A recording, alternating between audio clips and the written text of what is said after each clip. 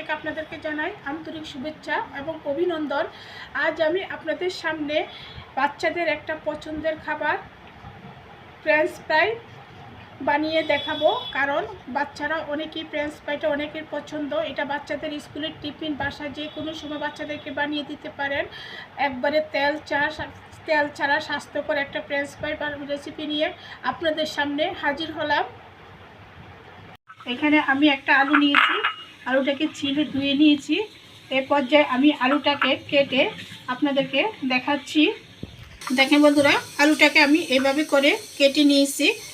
আপনার সবগুলো আলু আমার একই সাইজের করে আমি কেটে নিয়েছি। এই যে দেখতে পাচ্ছেন, আমি এখানে প্রায় 1 কেজির চেয়ে কিছুটা কম আলু কেটে নিয়েছি। আজকে আমি তেল ছাড়া আপনাদেরকে বাচ্চাদের খুবই পছন্দের খাবার ফ্রেঞ্চ ফ্রাই করে দেখাবো। এভাবে কেটে নিয়ে ভালো করে পানি দিয়ে ধুয়ে আলুর ভিতরে যে কষটা থাকে ওটা ভালো করে ছেড়ে নেবেন। এরপর যেটাকে আমি পানি দিয়ে ধুয়ে নিচ্ছি, ভালো করে ধুয়ে নিয়েছি। এ পর্যায়ে চুলাতে আমি একটা হাঁড়িতে পর্যাপ্ত পরিমাণে পানি বসিয়ে দিলাম। পানিটাতে এখানে আলুটাতে যাতে লবণটা ঠিক থাকে ওই পরিমাণে এখানে লবণ দিয়ে দিব। এখানে আমি ছোটো চামচে প্রায় 4 চামচ লবণ দিচ্ছি। আমি যে পানিতে লবণটা দিয়ে পানিটা চুলাতে বসিয়েছি, পানিটা আমার ফুটতে শুরু করছে। এই পর্যায়ে এখানে আমি ভালো করে কেটে ধুয়ে রাখা আলুগুলো দিয়ে দিচ্ছি। এখানে আলুটাকে আমি পুরোপুরি সিদ্ধ করব না, এখানে 20% সিদ্ধ করে নিচ্ছি। আলুর কালারটা ঠিক একই রকম থাকবে, এখানে কালারটা কোনোভাবেই চেঞ্জ হবে না। দেখুন বন্ধুরা, আলুটাকে আমি সিদ্ধ বসিয়ে দিয়েছি। এখানে আমি মাত্র 5 মিনিট আলুটাকে সিদ্ধ করে নিচ্ছি। সিদ্ধ হয়ে গেছে। এই দেখেন আলুর কালারটা একেবারে ঠিক আছে, কোনো রকমই চেঞ্জ হয় নাই। এই পর্যায়ে আলুটাকে আমি চুলা থেকে নামিয়ে একটা ঝাঁকার মধ্যে ঢেলে দিচ্ছি। এই যে দেখেন বন্ধুরা, আলুটাকে পানি থেকে আপনার ঝাঁকায় ঢেলে দিয়ে পানিটা জড়িয়ে নিচ্ছি। এই পর্যায়ে আলুটাকে একটু ঠান্ডা করে নিব। চুলাতে আমি একটা পাইপিং বসিয়েছি, এখানে সামান্য কিছু পরিমাণে আমি রান্না করার রেগুলার সয়াবিন তেলটা দিয়ে দিলাম। দিয়ে ভালো করে পাইপিনের মধ্যে তেলটাকে লাগিয়ে নিচ্ছি। প্রথমে দিয়ে দেব সামান্য করে রসুন বাটা,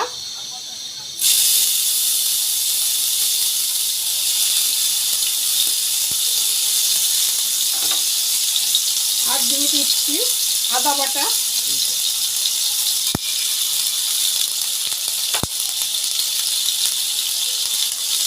পেঁয়াজ দিয়ে দিচ্ছি বড় সাইজের 3টা। দিয়ে এখানে প্রথমে মশলাটাকে ভালো করে একটু নেড়ে ছেড়ে নিচ্ছি। দেখেন বন্ধুরা, এই যে আমার মশলাটাকে ভালো করে তেলের মধ্যে কষিয়ে নিয়েছি। এ পর্যায়ে এখানে আমি দিয়ে দিব সামান্য করে একটু মরিচের গুঁড়া, লাল মরিচের গুঁড়া, একটু ঝাল লাগার জন্য। আর এর সাথে দিয়ে দিচ্ছি আপনার চাট মশলা। চাট মশলাটা দিলে ফ্রেঞ্চ ফ্রাইটা দ্বিগুণ স্বাদ বেড়ে যাবে, এর জন্য। আর দিয়ে দিলাম স্বাদ মতো লবণ। যেহেতু লবণ আমার আলু সিদ্ধ করার সময় দিয়েছি, তাই এখানে লবণের পরিমাণটা খুবই সামান্য দিয়ে দিলাম।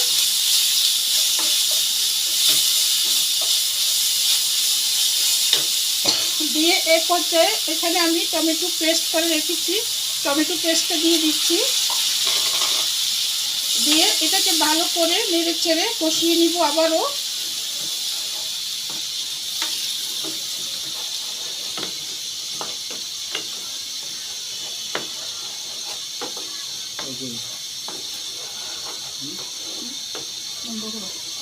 দেখেন বন্ধুরা, এটা আমি মশলাটাকে ভালো করে কষিয়ে নিচ্ছি। মশলা থেকে তেল ছাড়তে শুরু করেছে।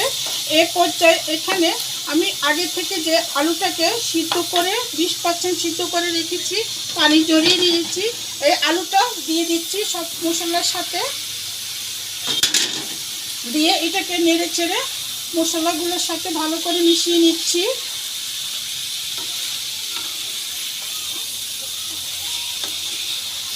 দেখেন বন্ধুরা, এই যে আমি মশলাটাকে নেড়ে ছেড়ে সবগুলো আলুর সাথে গায়ে গায়ে লাগিয়ে নিয়েছি। আমার মশলার মধ্যে আলুগুলোকে কষানো হয়ে গেছে। এ পর্যায়ে এটাকে আমি চুলা থেকে নামিয়ে অন্য আবার প্রিপারেশনে চলে যাচ্ছি। দেখেন বন্ধুরা, এখানে আমি একটা স্টিলের থালি নিয়েছি। এখানে সামান্য করে কিছু রান্না করা রেগুলার সয়াবিন তেলটা স্টিলের থালির মধ্যে দিয়ে ভালো করে হাত দিয়ে স্টিলের চারিপাশে, থালির চারিপাশে লাগিয়ে দিব। যে লাগিয়ে দিলাম, দিয়ে এই পর্যায়ে যে ফ্রেঞ্চ ফ্রাইটাকে আমি চুলার উপরে মশলার সাথে কষিয়ে নিয়েছি, এটাকে থালির মধ্যে দিয়ে দিলাম।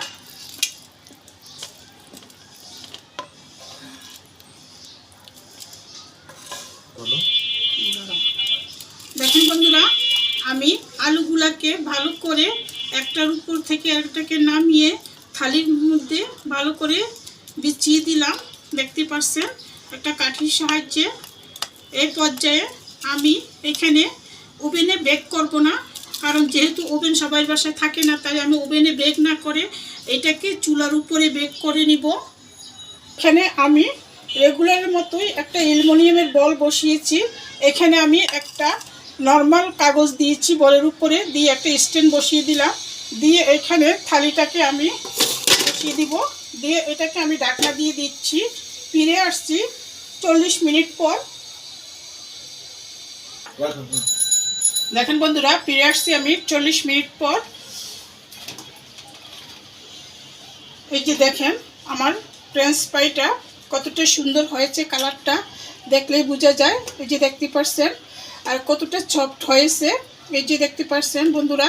এই পর্যায়ে আমি এটাকে চুলা থেকে নামিয়ে নিচ্ছি। দেখেন বন্ধুরা, এটা আমি চুলার উপরে করেছি আর এটা আমি ওভেনে করেছি, কিন্তু আমার চুলার উপরেটা কালারটা অনেকটা সুন্দর হয়েছে এবং অনেকটাই আপনার সফট হয়েছে, নিচের দিকটা ক্রিস্পি হয়েছে, দেখলে বোঝা যায়। কিন্তু ওভেনের এটা এতটা কালার ক্রিস্পি হয় নাই। কিন্তু আমি তেল ছাড়া আজকে আপনাদেরকে বাচ্চাদের একটা পছন্দের খাবার ফ্রেঞ্চ ফ্রাই চুলার উপরে, সবাই তো চুলা আছে বাসায়, যেহেতু চুলার উপরে করে ফ্রেঞ্চ ফ্রাইটা বানিয়ে খেতে পারেন, বাচ্চাদেরকে যে কোনো সময় বানিয়ে দিতে পারেন। তাই আজকে আমি চুলাতে বেক করে আপনাদেরকে তেলবিহীন একটা ফ্রেঞ্চ ফ্রাইয়ের রেসিপি শেয়ার করলাম।